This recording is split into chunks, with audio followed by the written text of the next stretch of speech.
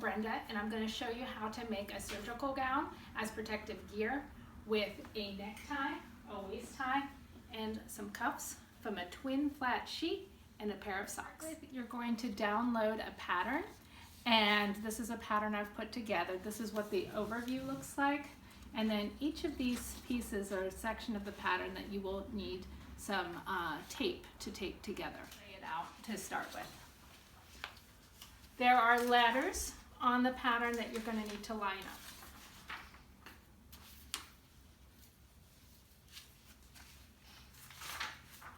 Once you have your pattern taped, it is time to lay out your sheet. Make sure it is folded right here, lengthways here. The fold is going to be here, and you're going to line your pattern up against this fold. And we're going to cut out the body, and we're going to cut out the sleeve. The rest we're going to save for later. Carefully pin your pattern before you cut it out. Hi, if you are planning on making more than one of these, I would suggest either taping this pattern a little bit better than I did, or making a cloth pattern. The first one will be your actual pattern that you will use to make more, because this pattern can fall apart easily if you're not careful. Go. The next step is that we need to get fabric to make a second sleeve. So we're going to move the first sleeve out of the way, and we're going to lift up the pattern that we haven't cut up so far and open up our fabric. You can see I've cut a little bit right here so that this can then be folded so that we can get out our second sleeve out of this part of the fabric. And now we'll be able to lay that on just like so. If you feel comfortable not pinning, you can go ahead and cut, or you can take the pins out, repin through 2 layers, and cut the other sleeve. I feel quite comfortable cutting away, so here we go. Just keeping your hand holding on the pattern, and you can cut out the second sleeve. So the next step we're going to do is we're going to cut our ties. One is for a necktie, which will go around here, and the other ones are for the waist ties that'll close the gown in the back. Now, if you have bias binding or some ribbon that you want to use instead, you can skip this step and it will go faster. But as we all know, most fabric stores are out of those kind of things. So here, this is how we're going to make it. We've opened up our cloth again, and we have plenty of fabric on this side now to use. To do a bias cut, we're going to fold on the diagonal. We're going to fold our cloth, and just make sure you have enough to fit this pattern on top.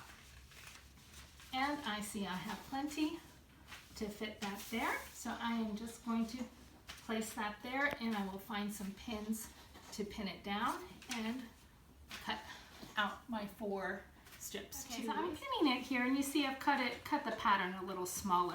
Now, if you have a different way of making bias tape, perhaps you want to use a roller cutter or something else, please go right ahead. It will save you time. But I am going to just pin down the pattern and cut it.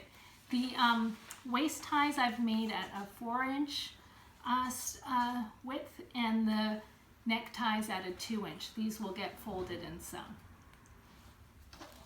We're going to cut are the tie channels. We need to cut 2 of these. You can find a section of cloth that you can fold, and once again you want the grain to just go up and down. So this looks like it will be fine. Fold a little section. We're going to place our tie channel over here, pin it, and cut. This tie channel will help encase the little drawstring to close the back of the gown. Okay, the last piece we need to cut is the neck facing. And you can just find anywhere on the fabric where you might have enough to cut that piece out. Remember, you can always use your leftover fabric to make masks or other little projects. So just use a little area where you can fit this piece and pin it and cut it. This one you only need one, so you don't have to worry about folding the fabric. You just need one of these. These that we need to cut are our cuffs. We're going to use some socks for that. And ruler, we're going to measure 3 inches from the top because these are nice and thick. If they were really thin socks, you might do 6 inches and do a double cuff. So measuring 3 inches from the top. I'm going to put a little mark here, a little straight line, and that's where we're going to cut. And same thing for the other.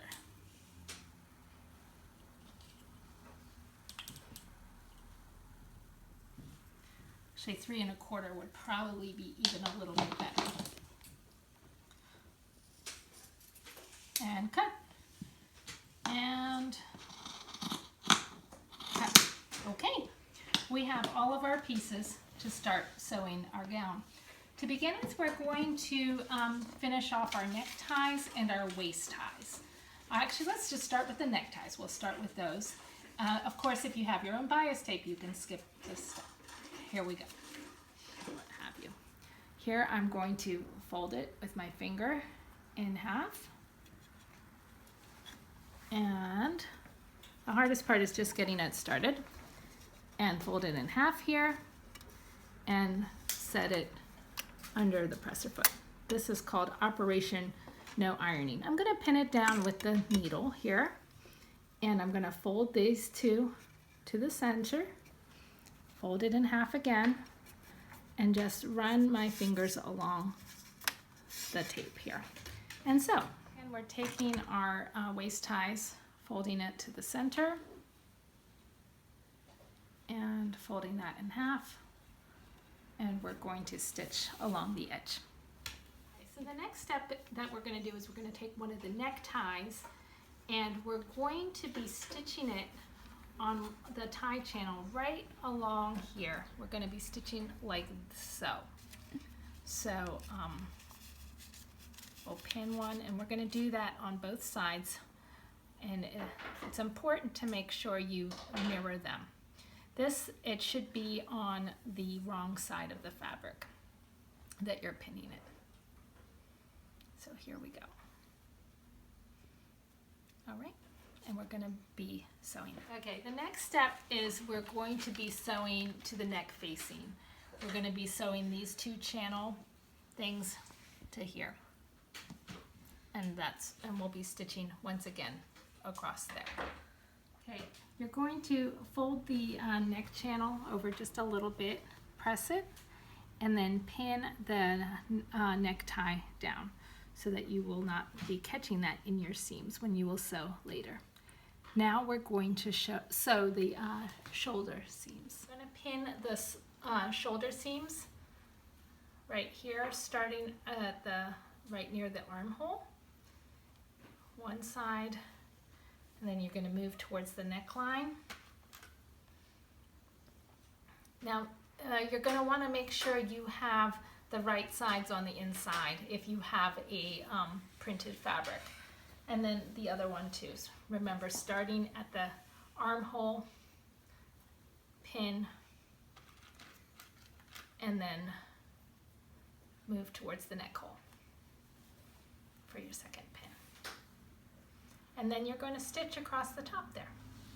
So the next step is that we're going to be pinning this onto the front. Make sure this is the right side of your garment. So we're going to find the center point, which is right here. I like to put a little pin there, and the center point right here happens to be a crease on this one. And find the center point on your collar right here, which is right there. The center point. And that way you can start by pinning in the center point of the center point here and pinning these together and pinning carefully around the yoke here, around the collar. And so this is where you're going to be stitching the channel as well as the the interfacing here together. Now this may or may not line up perfectly. It's okay if it doesn't line up perfectly. It won't be seen. But you're just going to pin that and then sew. Okay, so this is all pinned and it did line up nicely with the little seams here and the seams on the garment. And we're going to stitch right here along the edge here. And that's our next step. Make sure you don't catch the little ties. Right here along the edge of this collar, and sew down the collar facing. And we're going to be very careful not to catch that tie right there. That is important. Okay, so we're narrowing down the home stretch here.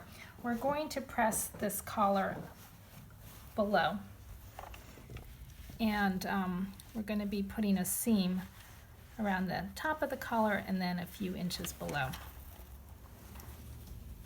You can see which side works best for pressing, and you just want to press it enough so that it will sew nice and flat.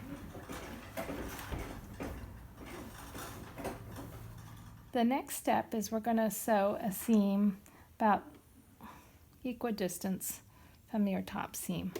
And this creates the tie channel, and that's going to go around.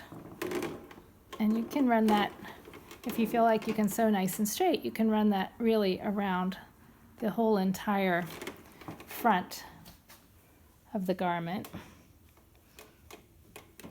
But it is imperative that it is at least around the tie channel. So you're going to run that about so. And you can use the measurements on your machine to keep that nice and straight. So we finished the collar, and now we're ready to do the seams for the arms. We're going to go down the long edge here, and then this is actually going to get set going seam up onto the gown.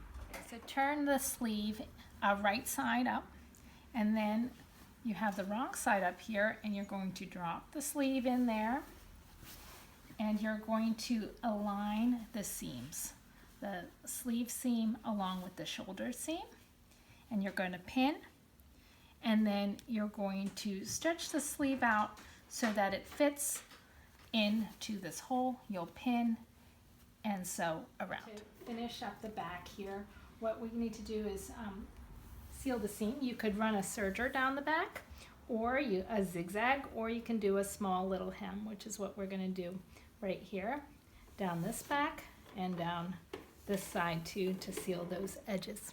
Okay, so now we're ready to do the cuffs. This is the top of the sock, and we're going to, the seam of the sleeve is on the outside. We're going to place the cuff on the inside, and we're going to pin in one spot,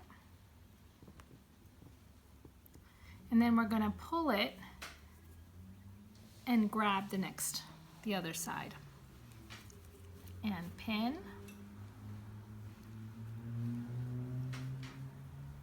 and you can basically make a little, line those guys up and then pull out, grabbing that side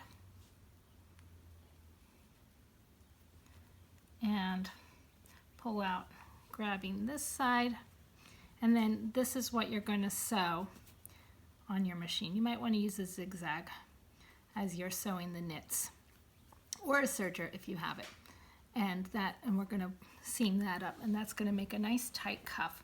We'll do that on both sides. We're up to our last step, which is tying up the apron ties or the waist ties on here, and they should be 8 inches below the armpits. So you can measure down 8 inches, and you can tie the waist ties here, and so that they will go to the back, and you're going to stitch that over there, and you'll do that on both sides.